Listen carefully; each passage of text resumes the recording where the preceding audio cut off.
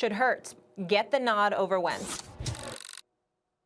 Should have gotten the nod a month ago, and then maybe it would have helped Wentz by now. Like, sure, do it now. I think it's probably too late, but you might as well try. Look, you have to decide for yourself, Stephen A., especially you, Orlovsky. You have to decide for yourself. Was I making it up at the end of last year? Remember at the end of last year when I started pointing out that Wentz was regressing? Was I making it up? And then coincidentally, the regression continued this year, even as people continued to deny it, until it hit a point where it was undeniable? And I just got lucky? Why would I target Carson Wentz, of all people, who I thought was the MVP until he got hurt in 2017? No, I was seeing things last year that told me this dude is heading in the wrong direction, and worse, he's being praised for it. He's not having to look in the mirror and fix the things that are going wrong. He's being told that he's excellent, and he's the reason the Eagles are winning. And when they're losing, when he's turning it over, it's not his fault. And that has continued this year. That's why they drafted a quarterback in the second round when Wentz was like 26 years old.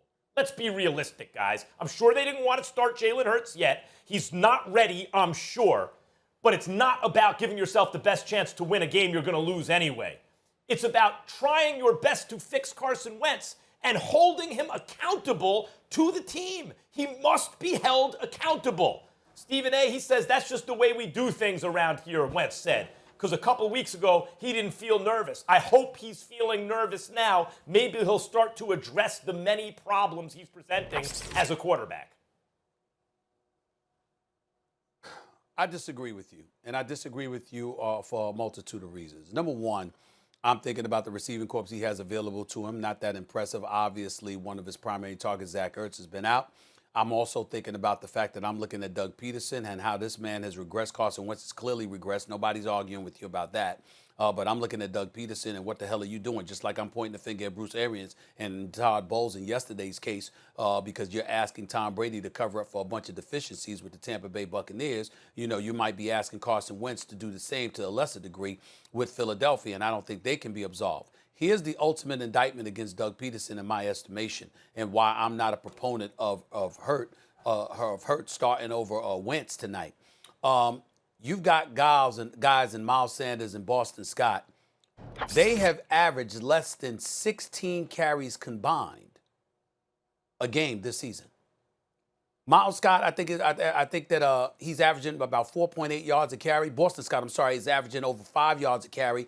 These guys are running the football effectively enough, and you won't give them the damn football.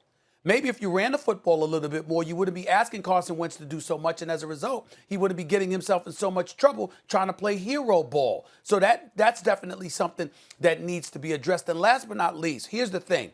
Jalen Hurts is a phenomenal athlete. We saw what he did at Alabama. We saw what he did at Oklahoma. We know that the brother's a stud athlete that has a lot of promise, and we wish him nothing but the best. But we also know, we saw why he got pulled from halftime of that national championship game.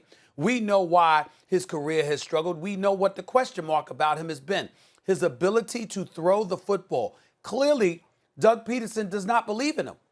Because Doug Pederson is on the record, Max, saying the other day, you know what? If you're going to sit up there and make that move, you're throwing away the season. You're conceding that you're going to lose, and that's not what we want to do here. So that tells you all you need to know about his belief in Jalen Hurts. Jalen Hurts has got to know that.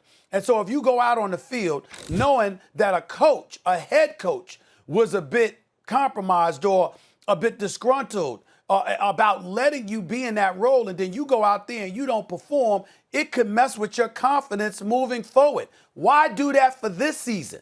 Why do that for this season? Carson Wentz made his bed, complete 58% of his passes, 14 touchdowns, 4 interceptions. Let him lie in it. Let him lie in it and let him find a way to work his way out of this season, because they've got too many problems to fix. And that way you buy Jalen Hurts more time so you could build this confidence instead of jeopardizing it. That's my take. Yeah, starting Jalen Hurts tonight would be absolutely ridiculous. It would be the wrong decision. Carson Wentz is your starter. You can still win this division.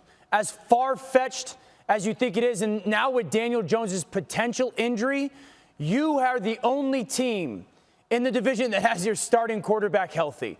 The next 4 weeks are brutal. The only way that you will survive the next 4 weeks is Carson Wentz playing really good football. It's not going to be Jalen Hurts. Max, I find it absolutely fascinating that you can go back to last year in a stretch over the last, I think, 7 or 8 games when Carson Wentz throws something like 18 touchdowns and 4 interceptions and go, he's regressing?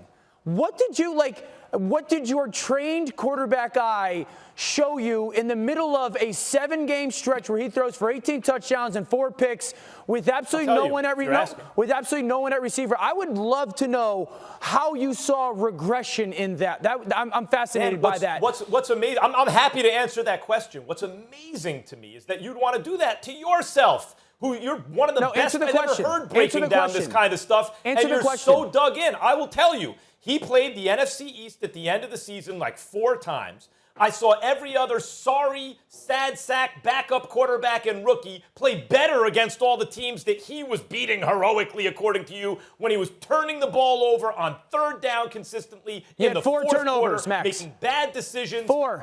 He was fumbling the ball too, Dan.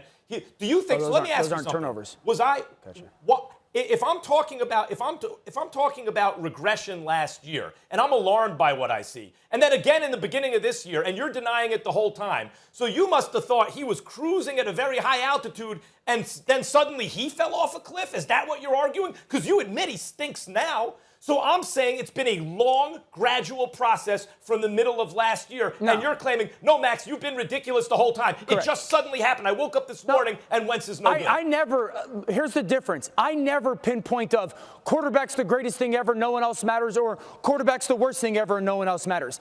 I have said he's not playing good this year, and there's a ton of variables that are adding to why he's not playing well. Let's go to the Jalen Hurts conversation. Thanks for watching ESPN on YouTube. For live streaming, sports, and premium content, subscribe to ESPN+.